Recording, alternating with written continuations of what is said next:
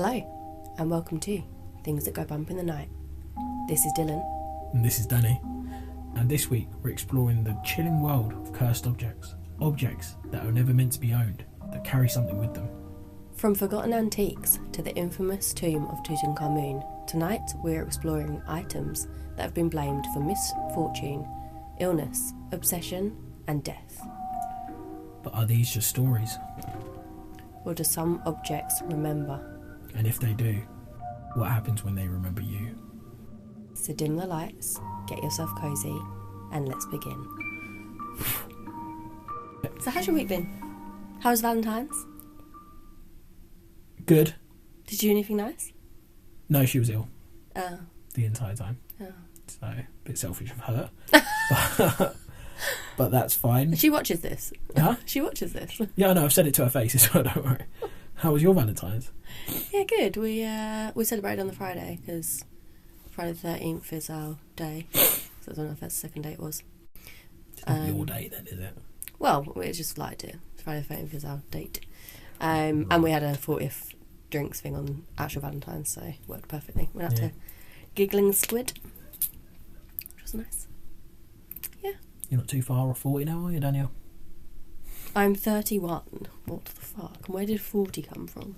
Oh, went out for 40th drinks. Yeah, it isn't just a random dig. God, I hate you. Yeah. Cursed objects. Cursed objects. Cursed objects. So I'll start on this one. You going to start this week? I did.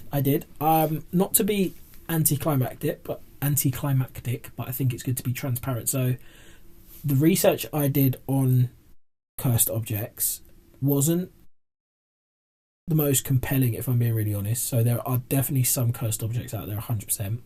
And I think one of the ones the one that Danielle's going to cover today, certainly has a lot of substantiated evidence. From mine. Yes, because I had a brief look at that one as well. I didn't want to look too much into it because I want to hear. What you doing? Spoilers on it. But overall, cursed objects and artifacts as it goes, not huge amounts of evidence on it. Going to be real, but then there's things like that. There's things like the Annabelle doll, which we've covered before, which I'm sure everyone's heard about by now a bunch of times. Huh? We haven't covered it. Briefly, we did. We haven't covered it. Sorry, briefly, we've talked about it. It's to do with Ed and Lorraine Warren. That's certainly got some like hardcore stuff behind it, where you're like, okay, that thing's fucking haunted. But then again, we'll talk about the slight difference between haunted objects and cursed objects today.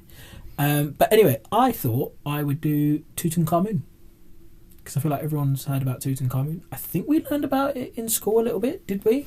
And obviously I've been to Egypt seeing Tutankhamun, but I didn't know it was cursed. And strong coincidence, when you were 10, you saw Tutankhamun in Egypt, and when I was 10, I saw Tutankhamun in London when they done an exhibition, brought his body over. That feels mental to me that they did that. It's probably what cursed it. Why the hell are you moving me? I don't want to go over here. Well, it was rain. I want to go back to the heat. It's a free holiday, so I think it was at the O2 Academy they brought him to as well. Okay. So he got a little concert while he was there. Nice. But yeah, we've both seen Tutankhamun, both survived seeing him, so it can't be that cursed, eh? Right? I don't remember touching him. I don't think you can touch him. I'm not gonna lie to you. Okay, so I mean, yeah, I've seen him in Egypt, but tell me about the curse. So, it's kind of like I don't think this is the right word, but I'm going to say it. It's a unanimous curse around all the pharaohs that when they were buried, there was a curse put on their tombs and their burial places that obviously if anyone enters the tombs, essentially they're never meant to be disturbed. So if you go in the tomb, you're cursed, you're going to die.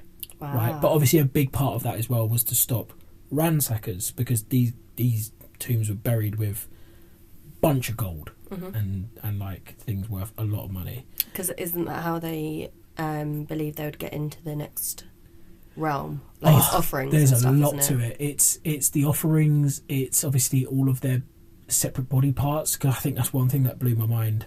Again, totally off topic, but they put all the organs in separate things, and they used to pull the brain out through the nose, which I thought was bullshit. But no, they do that. They do that. I remember seeing the hooks that they used when we went to Egypt, and I was like, oh, that's so weird. Yeah, because it's like they weren't allowed to cut, but they needed to get the organs out or something. Yeah, but essentially, that's one thing I do remember. If you're thinking it didn't just come out, they basically mushed the brain and then pulled it out like that. Yeah, so that's fun.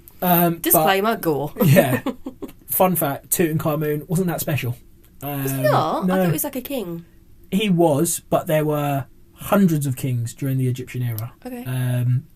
The only reason he's regarded as special is because he was one of the few pharaohs where they found his tomb almost completely intact. What is I'm going to say it correctly. What is a pharaoh?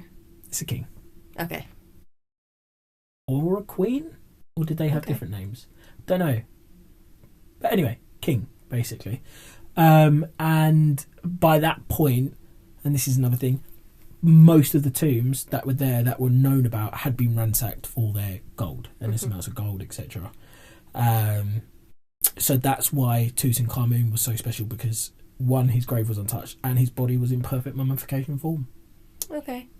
So again, he's like was he buried for like years and then no one went in there and then someone went in there? Yeah. So essentially, they found his tomb, and the archaeologists were called to excavate, I guess you would say. I wonder how they knew his name. Oh, carved into the... It was things like carved in. Again, because within history, he was quite a underwhelming pharaoh, which we'll talk about a little bit about. But again, this is leading on to the fact that there wasn't anything specific about Tutankhamun that was cursed or whatever. It was purely the fact of the tomb that they believe they put an older curse on it, which killed people. So Tutankhamun was a pharaoh. He became a pharaoh at the age of 9. He had no major accolades, no major military battles, no buildings were built in his time, no everything like that. Yeah, so again, really not anything special. There used to be and this is what I was taught in school, so it just goes to show you sort of how much bullshit you can be taught sometimes. Taught that he was killed in battle from a head injury, and I don't know when, but I mean, I learnt that probably a good, I'm going to say 20 years ago. And that's actually been disproven. He wasn't killed in battle. He was actually had a lot of medical problems, including a club foot, which is really funny because Holly said to me, when you saw him in London, did you see his feet? And I was like, no, that's weird. And I was like, odd question. Yes, foot fetish weirdo. And I was like, no. It's like, should I have looked at his feet? Did you look at his feet? I'm assuming no. Yeah, because you saw him. No, I mean, I don't. I didn't remember looking. I don't. He was I in his tomb. Him. Yeah, yeah, actually, yeah. I don't think I saw his body. Did I see his body? I don't know. I can't even remember it. I'm doubting myself. I mean, I was definitely there. I was there. I swear. Swear to God, I was there. But no, and this now makes sense. But he had a club foot, so that must have been what she was. What are you talking about? What is a club foot? Club foot. Oh, I thought you meant like a lion cub foot. Yeah, they just stuck a lion's foot on him. What's a clubbed foot? So a deformed foot, essentially. Okay. Yeah, so that's probably what she meant by, did you see his feet? Okay. Now it makes sense. Cool that she knew that. Yeah, so anyway, nothing special about him, no special way of dying. So, when he was excavated, when they found his tomb and they opened his tomb again, the local, I guess, word was, don't go near it, it's cursed, if you open it you're going to die, kind of thing, you know, like, and a lot of people did respect that, a lot of people did believe in it, even though again hundreds of tombs have been ransacked and whatnot. So essentially everyone who opened, or not everyone that opened, but a lot of the people that opened it, the tomb that is, died, to put it really simple. So here are some of the people that died. George Herbert. He was a financer of the excavation. He died 2 weeks after the tomb opened from blood poisoning from a mosquito bite. George J. Gould, he later died a few months after the tomb opened of pneumonia. In Egypt? Yeah, I know. Well, this is it. It's like, is it a coincidence? Was he cursed? It's not very cold out there. I know. Isn't it just fluid in the lungs though, probably? Yeah, you can get pneumonia anyway. But, I always put it to, you know, when your mum, your parents or your grandparents were like, don't go out with your hair wet or you'll catch pneumonia. Catch a cold. Just catch a cold. Maybe it was just you that got scared. Yeah, don't go outside with your hair wet or you'll die, Danielle. Yeah. Arthur Mace, he was an archaeologist on the team. He died a few years later of a very short-term illness. Hugh Evelyn White, died by suicide in 1924. Don't know why I laughed at that. Right. Often inaccurately blamed on the curse, it says. But again, how inaccurate is that? I mean, she died of suicide a year later. So, although it wasn't like a natural and something death. was like taunting her, and she was like, "Oh, I'm done." I'm done. Which is really sad. Yeah, it gets like that. Aubrey Herbert, he died from post-surgical complications. So again, it's not like these deaths are suspicious or like weird in any way. It's just a case of a lot of them. Yeah, the curse was if you enter the tomb, those who enter the tomb will die. And okay, they haven't died straight away. I don't think anyone expected them to walk in there and then just drop dead immediately. That's not. It seems to be within a year, and there's a lot of them. Within a year, and don't get me wrong, there are people that did die. So Howard Carter, for example, he opened the tomb. He died 17 years later. He still died at a reasonably young age, 64. Yeah. But again, it was, and there was one of them on here as well. I need to find it. Her cat died, and her cat, I know, because on one of the days that they were excavating, she brought her cat with her. Oh, and cats are a big thing in Egypt, aren't they? They are. Yeah. They're worshipped. Yeah. Yeah. Okay. Yeah. Interesting. That's really sad. Sphinx, which is a cat. Why would you take your cat with you? Interesting. Or maybe because they're worshipped. Bring your cat to work day. Fun fact. Off topic. Cleopatra is closer on the timescale to the iPhone than she is to the pyramids. Yeah. So this is what blew my mind. Like how actually.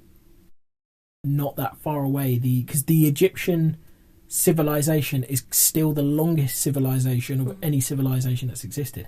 But again, conspiracy theory, I don't know. Apparently, that time frame is just completely thrown off now. Because people are saying like that time frame, what we're being told, is not true, and actually, there's a lot of evidence to say that the like Egypt and all of that. Because obviously now it's desert, actually once wasn't a desert. The only reason it's a desert now is because of the Great Flood, and actually the way the pyramids have eroded over time. And there was something to do like aliens building the pyramids instead. It doesn't add up, right? They've somehow managed, again slightly off topic, they've somehow managed to get granite. So there's two things that don't add up. They've managed to get granite, which literally some of these granite tombs, they put, I think it was buffaloes. They'd make buffaloes because they're one of the things that worshipped, and I don't think it is buffaloes, but just say buffalo or some form of like that species. They'd make them their own tombs. Now, if you know how big a buffalo is probably, 12 feet long, probably weighs upwards of a ton. So the tombs that they put them in was upwards of 5 ton worth of granite. They were sometimes on the second or third floor of these pyramids. And the corridors they went down literally had about an inch each side. There was just no logical way of a civilization being able to put that sort of weight into where it was. It just doesn't make sense. It's almost like the pyramids. It's almost like the pyramids were built around them. Yeah, and it's almost like they didn't have the technology to create some of the ways that because there's also conspiracies that goes down further further into the ground. I saw that. There's the top of echo point thing that they done, and it goes all the way down, which a lot of people, again, some people have tried to disprove recently, but a lot of people are arguing for it. And again, another thing is just how accurate they were. Going back to the granite thing, how they cut that granite, they cut it to the precision that we cut it at now. And when we cut it now, we cut it with like tools that cost hundreds of £1,000s. They had chisels, essentially. Although they were fucking just incredible craftsmanship back then. Anyway, doesn't matter how good you are if you ain't got the tools to do it. Yeah, true. It's just like there's a lot of. I don't know. I think there's a lot. I don't even think there's a lot of mystery. I think there's just a lot we're not being told about the Egyptians. I think they were. But we digress. We do digress. Yeah. Slightly. I don't want to say like it's not the creepiest thing in the world, but obviously. But it's weird. It's weird. It's a curse, I guess. Not everything's like a horror movie. Lots of people died. A few people. Yeah. And it does seem weird that like a whole archaeology team died. Well, another thing that I read is obviously there was over 50 members to the team, and there were a lot of locals as well.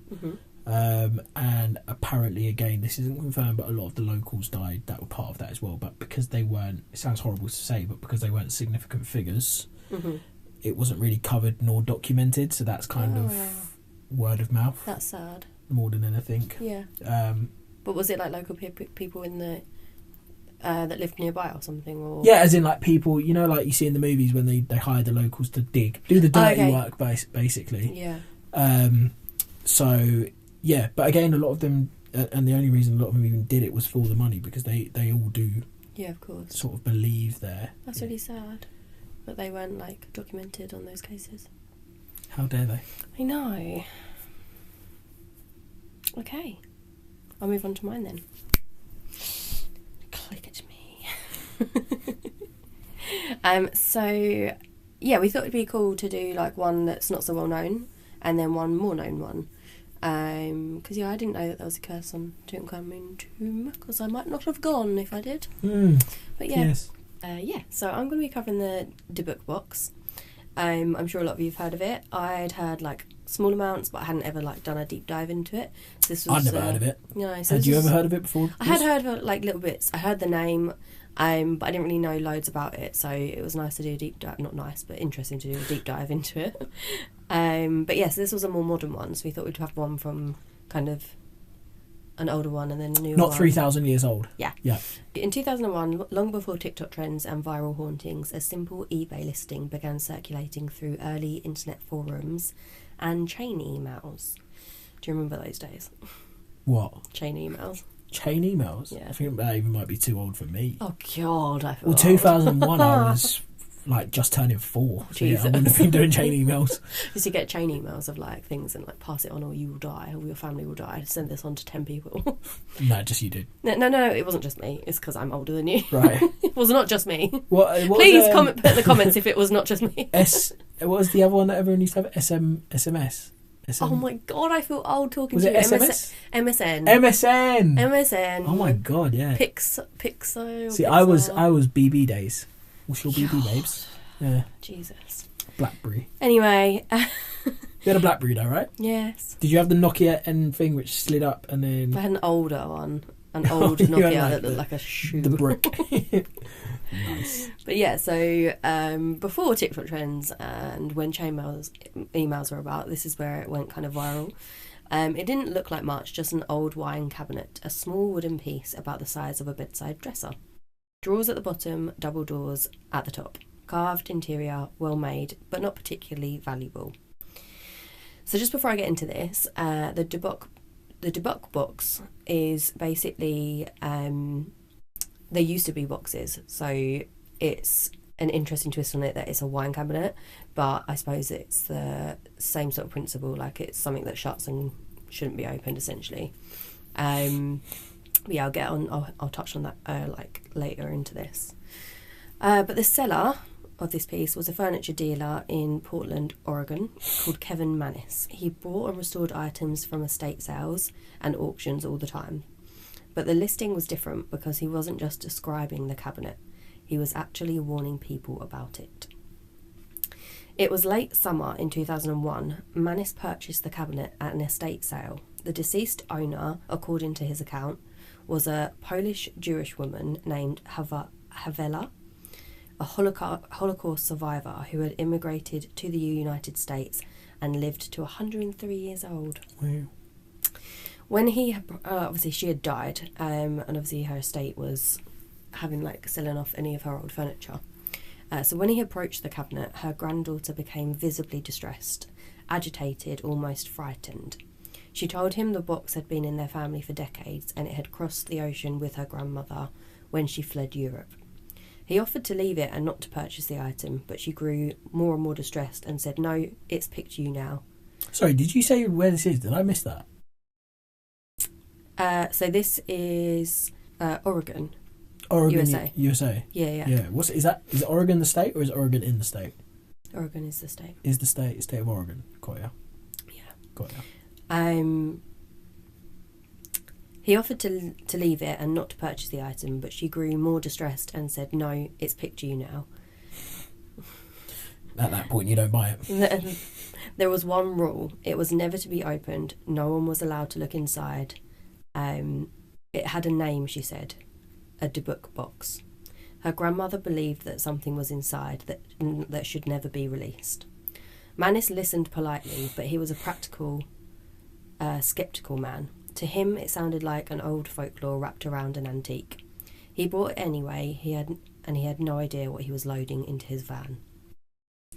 He left the cabinet in the basement of his workshop whilst he went to run errands.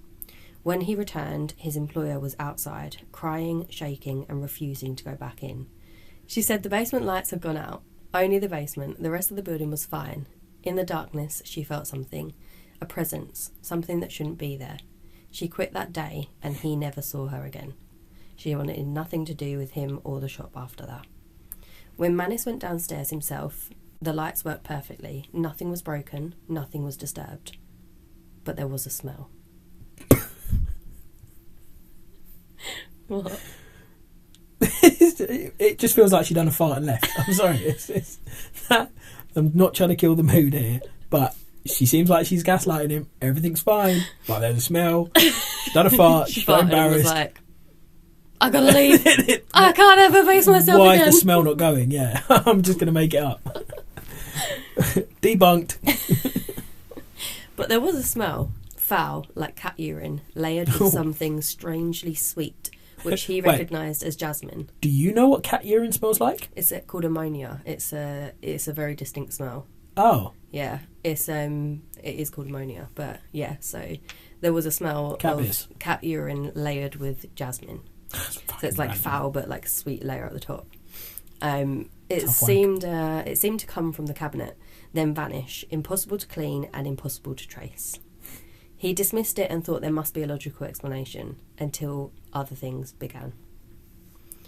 He began to restore the cabinet, and when he opened it, he found 2 locks of hair, 2 1920s pennies, a dried rosebud, an old cast iron candlestick, and a small statue engraved with Hebrew letters that spelt shalom. Strange contents, but not supernatural, at least not yet. On October the 28th in 2001, Mannis gave the finished cabinet to his mother as a birthday present. She collected rare pieces of furniture, and he knew that she would appreciate the craftsmanship and the Holocaust history. The same day, she suffered a stroke. She was found on the floor, unable to move or speak. She did survive, but weeks later she could finally communicate by spelling words letter by letter. The first message she gave was HATEGIFT.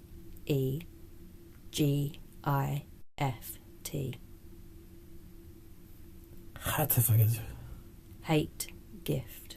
Oh. Imagine that, like, the first thing she says when she wakes up is, your gift was shit. She never wanted to see it again, and she blamed the box for whatever had happened to her. A pattern began to emerge. Mannis took it back. He tried giving it to his friends. He tried giving it to his family. He even tried to give it to his sister. Each time, the same accounts.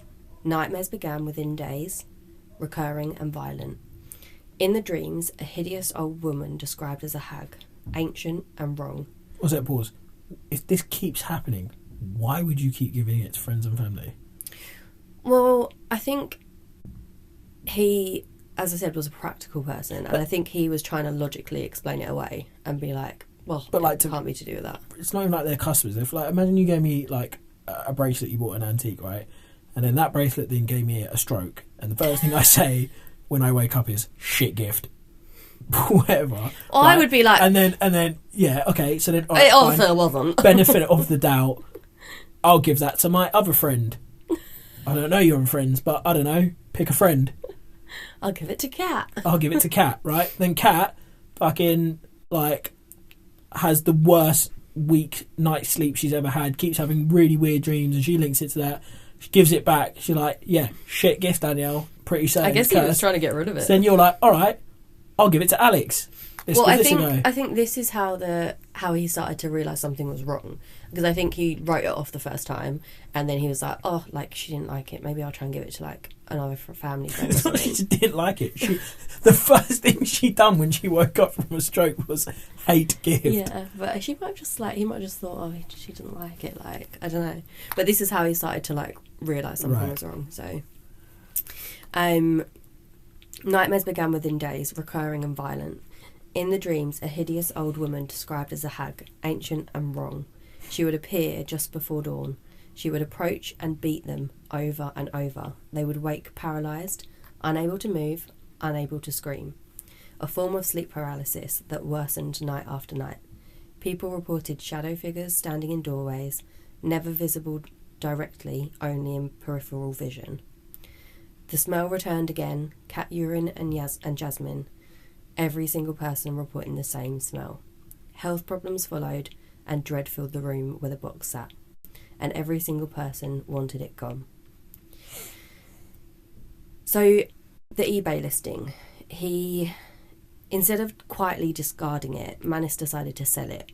With full disclosure, his eBay description read like a horror story.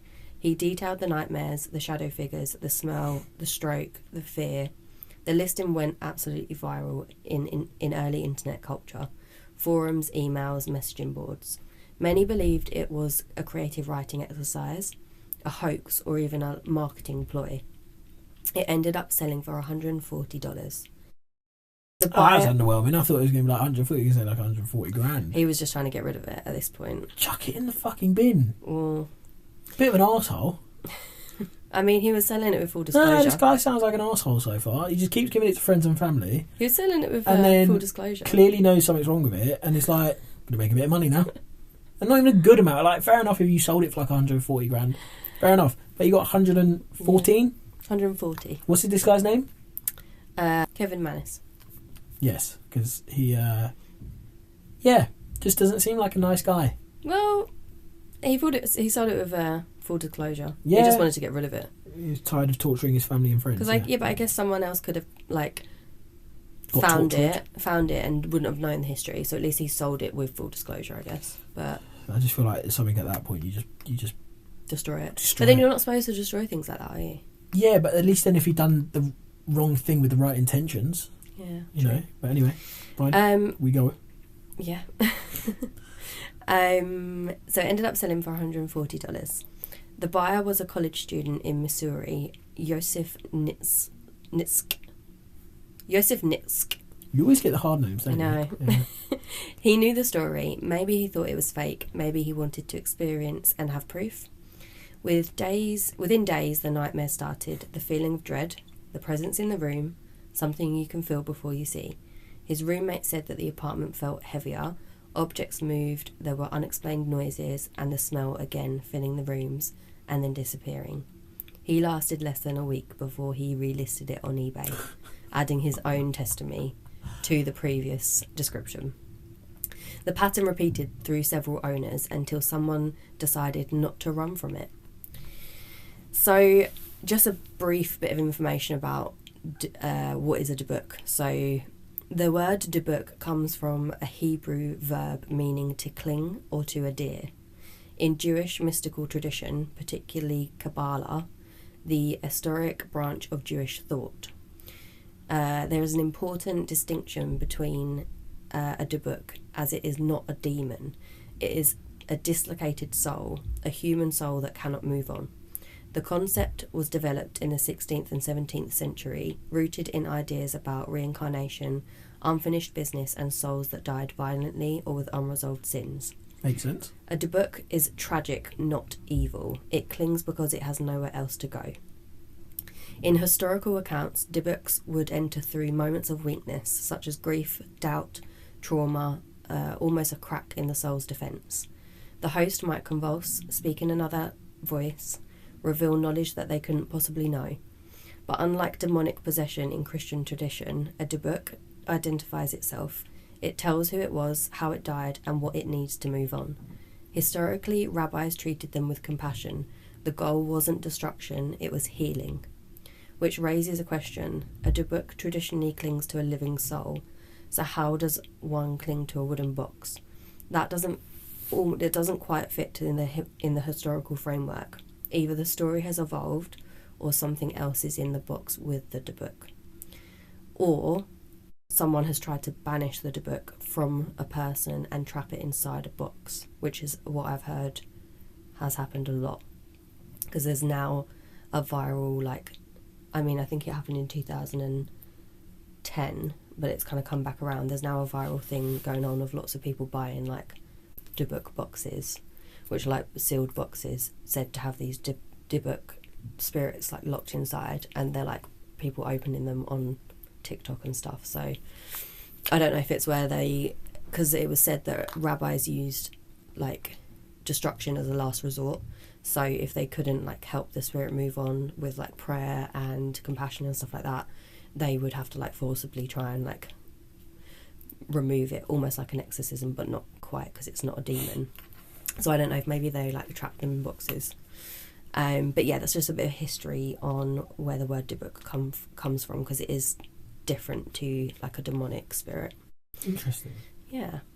So eventually the box was purchased by Jason Haxton, director of a medical museum in Missouri. He was well educated, sceptical by trade, and curious by nature. He investigated the object seriously, tracked down previous owners, consulted experts in Jewish history. During his research, he began experiencing minor health issues. The nightmares haunted him, the smell, the feeling of being watched. He became convinced that something was happening. He didn't know if it was supernatural, but he knew it was real. He actually wrote a book called The Dybbuk Box, which ended up amplifying the legend worldwide. Acting on the advice from a rabbi, he sealed the cabinet inside a large container, which was lined with gold, because gold was considered spiritually pure, and stopped interacting with it. Activity reportedly decreased. It never stopped fully, but it did decrease. Now, covering a little bit of the fact versus folklore, the original eBay listing does exist. You can find it online, and it has been archived. Kevin Manis is real. He did buy a wine cabinet, and he did sell one on eBay. Multiple owners did give interviews, but the Holocaust story, the stroke, and many of the personal details, these come from testimony. And testimony is complicated. Courts convict on it, but people do misremember and people do exaggerate. That's how folklore grows. Repeated enough, the legend becomes bigger than its origin. So it's just something to keep in mind as we go forward. So today, the Dybbuk box resides in Zach Bagans' Haunted Museum in Las Vegas, Nevada. Now, do you know who that is? Who? Zach Bagans. Are you related to Bilbo Baggins? No. No. No, so he's like the OG ghost hunter. So he, his show is Ghost Adventures. I don't know if you've ever seen it. It's the original. Yeah, I know that one. It's been going for like over a decade. It's the OG.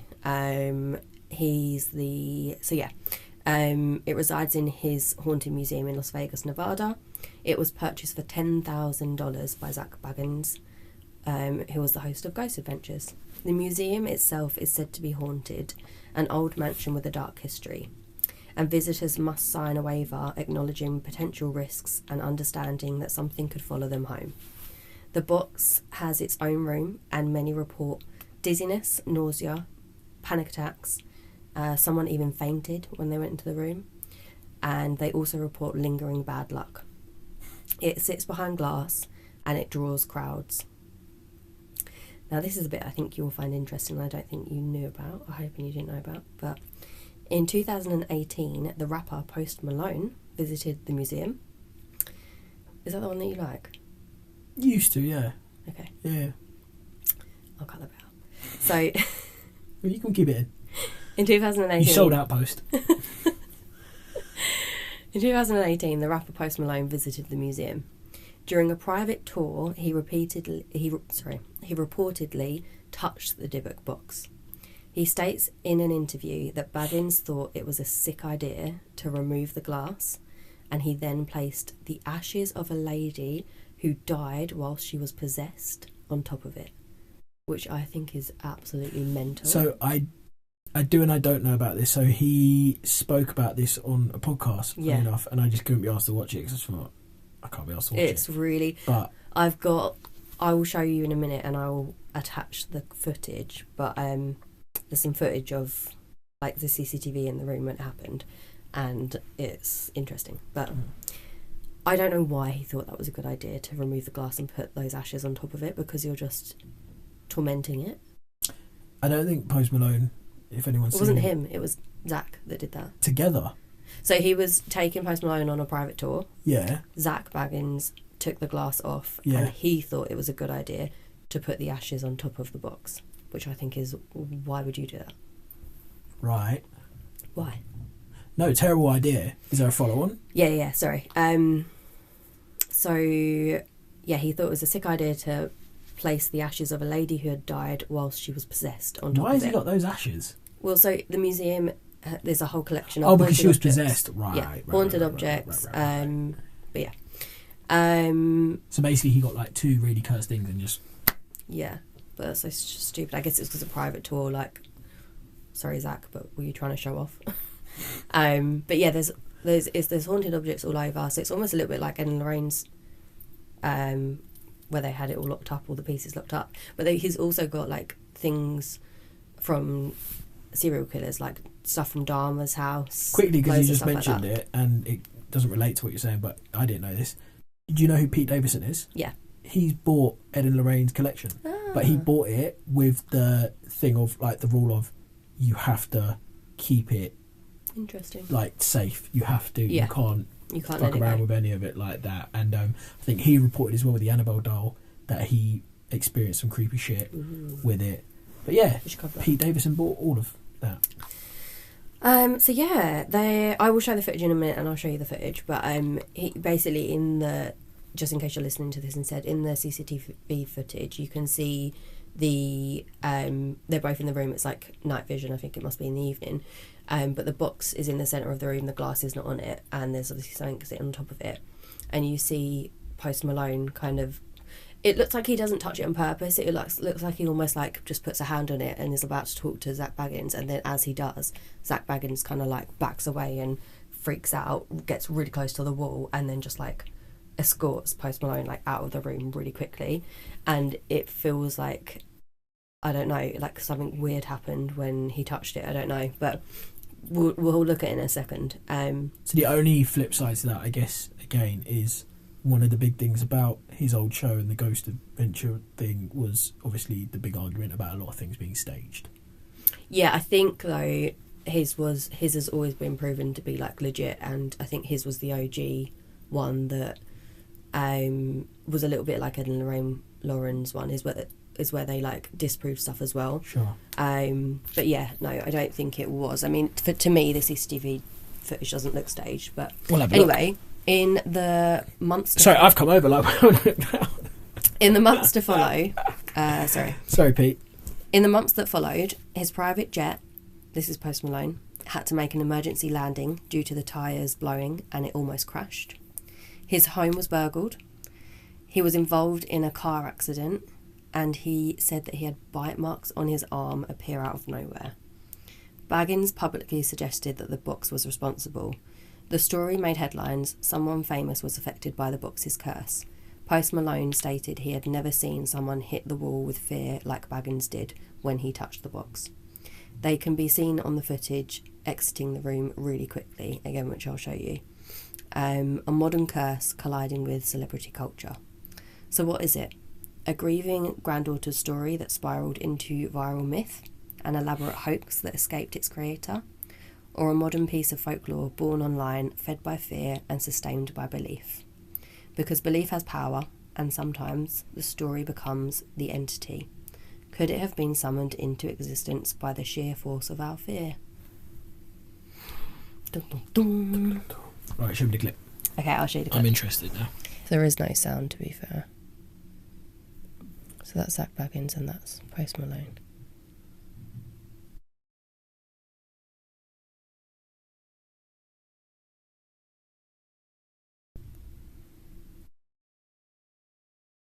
So, I mean, I feel like if it was staged, it probably would have been a bit more dramatic than I know, that was pretty dramatic. Like, that jump back, he's like he got shot. I think there's more.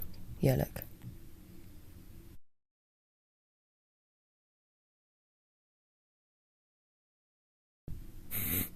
But yeah, apparently that was like the first time Zach had ever like removed the glass. Apparently I'd read in another article that he just had like a overwhelming feeling of it was the right thing to do was to take the glass off, but don't know. But it's interesting. Yeah, but at the same time, you feel like someone with his experience, the first thing you'd say when he'd do that is say to Post Malone, don't fucking touch it. Was something possessing Zach? Because it's been like I'd actually like to cover Ghost Adventures on like its own episode, because there's so many interesting things about it. Like the guy, I can't remember his name, is it Aaron, is like fully like got followed home by 3 different entities, and he cannot get rid of them, and he's just decided that he just has to like accept them. His marriage was like perfect, and after they like followed him home from one of the investigations, his like marriage completely like fell apart. He got divorced. Maybe he was just a shit husband. Yeah, maybe. But there was even so much that he was said to visit like a ancient tribe, I think, somewhere where they essentially believed in vampires, and they did this weird like cut ceremony on his hand, which told how many dark spirits were like following him, and apparently like changed his life and stuff, and loads of things were following him, and he just decided he had to just embrace it and like accept that they were there because they weren't going anywhere. But there's loads and loads of interesting stories on Ghost Adventures. Sorry, on the members of Ghost Adventures, which I'd really like to look into. But yeah, interesting. I don't want the box. I don't want the wine cooler. Wine cooler? Wine cabinet. That's your kitchen days coming in there. I saw your wine cooler. Yeah, not for me, thanks. No, it's like I said, I think as you touched on there are a lot of pessimism. Is that a word? Pessimistic opinions. Yeah, on curse. There's a lot of things that we're going to cover. And a lot of things that we've already covered has like a lot of solid, concrete evidence. You're like, okay, that's weird. That can't be explained. I think cursed objects. I suppose an obvious cursed object that we didn't cover because we've already done it. Ouija boards. That's probably. If I think there's anything that's like concrete, all right, that shit is just unanimously cursed throughout. I mean, yeah, there's a lot of accounts on there, but again, as I said, it's like testimony. You can't always like rely on it 100%. But I think people are just obsessed with cursed objects because if you think about it, like ghosts, it's like they come, they go, they appear, they disappear. They're not like a solid form, whereas a cursed object is like a object. It's something that can't disappear. Like a gypsy curse or something, like they put a curse on. It's not even that. It's something like solid, factual evidence that's here, and I think people are so obsessed by them because they can touch it, they can feel it, they can see it. Whereas a like ghost sighting, you can't then go and. But I believe more in like haunted objects than I do cursed. Like like I said, the Annabelle doll, things like that. I believe 100% in. Yeah. Haunted, something that attaches itself to an object. But that's what I think. Although they've called this a cursed thing, I think it. When they explained about the difference between like a Dybbuk and a demon, I think although they've called it a cursed object, I think it is like probably a haunted object. And I think, but it does sound like it can. No, but I think the difference is, and I do think it's really interesting because it's almost like it can be a curse because it said it can trap a soul that doesn't want to be trapped as well, or it can be used. I don't know if I'm understanding that correctly, but it's almost like that box can be used in a malicious intent to trap someone's soul. Dybbuks were in Jewish history attached to people.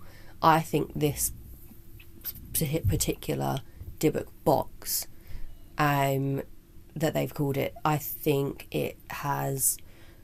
probably the Holocaust lady that died may have tried to remove it from either herself or a family member, and whether she was into witchcraft or what, I think she may have like tried to trap it in the box or wine cabinet to remove it from whoever it was attached to, and I believe that it's then just got trapped in there, and because it's trapped in an object and has no host, maybe it's like turned into more of a curse or more demonic entity, or something's got trapped in there with it.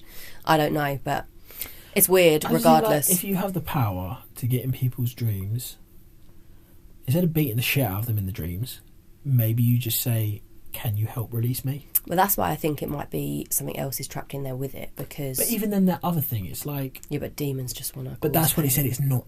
It said it's not. That's what I'm saying. Demonic. It might be a Dybbuk spirit and a demon. But I thought that isn't in any way related to demonic, is what it was saying.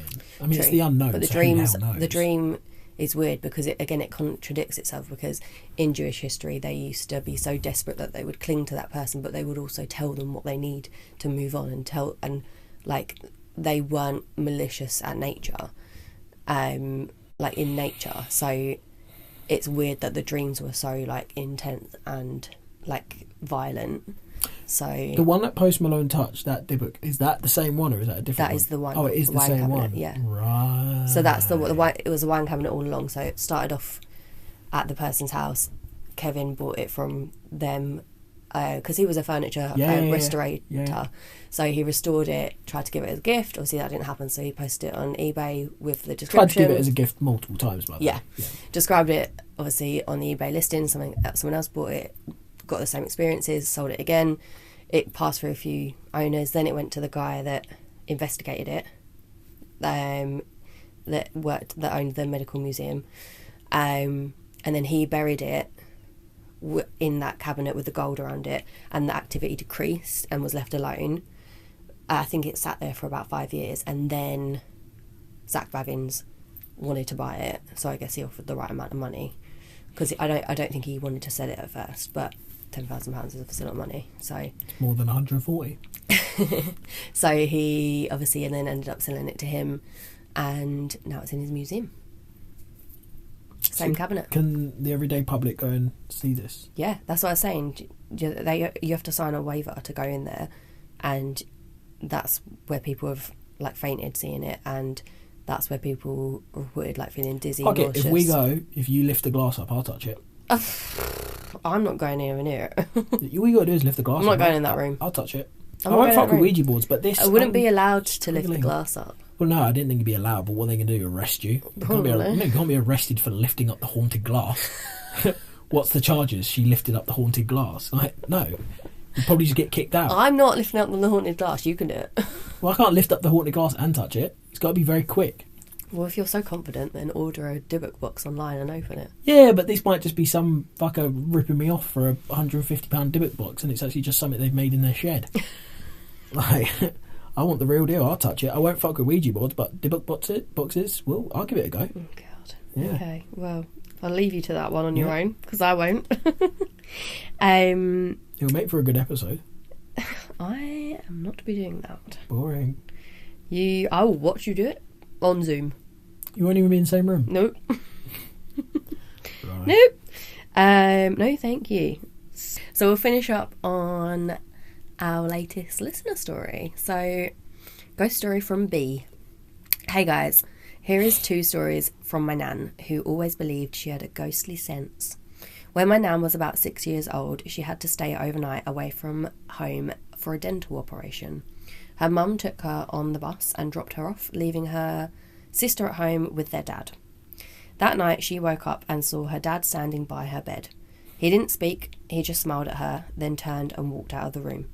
She wasn't frightened and went back to sleep. The next day her mum came to collect her with her sister on the bus. Her mum said, "I have something to tell you." Before she could continue, my nan said, "Dad's dead."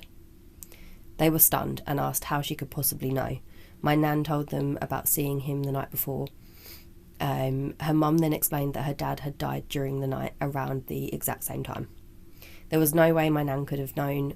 She always believed he came to say goodbye, which is really sad. And I feel like really comforting, but also, how can you explain that? Yeah, that is. It's really weird. It's not the exact same, but my nan always had a thing like that where she went to bed one night, normal night, and she had just this overwhelming feeling of something's wrong. I don't know if you'd call it dread, but like just overwhelming feeling of just something's like not right. Where she could tell me years later, like I remember that night, and then about 1 a.m. or so, a police officer knocked on the door to inform the family that her nan had died. Oh, yeah, that's so sad. So it's a bit like, wasn't visited, but felt something. George had a similar experience, and hopefully she won't mind me sharing it, but her auntie wasn't well and hadn't been for like a few weeks and stuff, so it wasn't a surprise, but it was like a random day. I think she was working from home, and I think it was 1 o'clock in the afternoon. She got this overwhelming feeling in her body. She felt like so weird, and she had to like lay down. She thought she was going to be sick or pass out or something was wrong. And then, like, half an hour later, her mum had called her and said, your auntie died half an hour ago. It was really weird. So it was around the exact same time. So I think, you can definitely, like, feel. And then the second story, same person, same nan. About 15 years ago, I went to visit my nan, and she asked me for help with her laptop. She told me she'd been playing solitaire when the screen suddenly started glitching for several seconds. When it stopped, a photograph appeared on the screen, a picture of her husband's grave.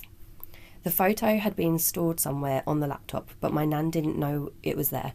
Her daughter had uploaded it years earlier, and my nan only ever used the computer to play games. She wouldn't have known how to find a photo, let alone open one. She also mentioned that she hadn't visited his grave for a few months, which was unusual for her. She laughed it off and said very calmly that it was him telling her off and that she needed to go and visit the grave. And it never happened again after that. That's a bit creepy, isn't it? Yeah. Just sitting there playing solitaire on your computer and then poof, grave. You used to do that when you were a kid, play solitaire on the computer? Yeah, did you play on my phone. Did you play the pinball one as well? No. There was the pinball one that I used to play on Snake. the computer. Snake. I actually, I've got a new solitaire game on my phone which I'm playing, but rather than numbers, it's like words, which is it's actually really good. So you get like a category, and then there's all loads of words. There's lots of different categories, and then loads of words that connect to the category, and you have to like get them onto the stack. It's really good. Interesting. Spider solitaire you played, right? Or yeah. just normal solitaire? Not very good at spider solitaire, but yeah, I think I played it once. Yeah. Well, I know why I put my laptop away because I need to finish on the outro. Yes. We'll just pause again. Do you say your laptop? Whatever. Yeah. We'll just pause it. So, and we'll finish up now on our outro as per. So please, if you have any similar stories, anything creepy, anything scary, anything unexplained, please email us in your ghost stories at thingsthatgobumpinthenightpod@gmail.com. Include as much detail as you can. Tell all your friends and family to do the same. Just put in the subject line like roughly what it's about, and we can link it to the episode. You can also find us on Instagram, which is at thingsthatgobumpinthenightpod. You can find us on TikTok, Twitter and Facebook. Please rate and review us on Apple Podcasts, which is actually iTunes as well. And if you're watching on YouTube, please like and subscribe, and you'll be notified when the next episode comes out. But yeah, thank you so much for listening. Yeah, let us know if you have any haunted objects. There's a possibility we've got one. Yeah, true. What was her name? Janet. We might Janet, have the bird. haunted, not in a bad way. The raven. Yeah. But let us know if you have any. Yeah. And we'll talk about it potentially in story time. Story time! Yeah. There you go. Like at school when you sat on the carpet for story time. Put your hands up. We can do that. Cross your legs. Yeah. But yeah, thanks for listening. Thanks, guys. And if it goes bump in the night, we're talking about it.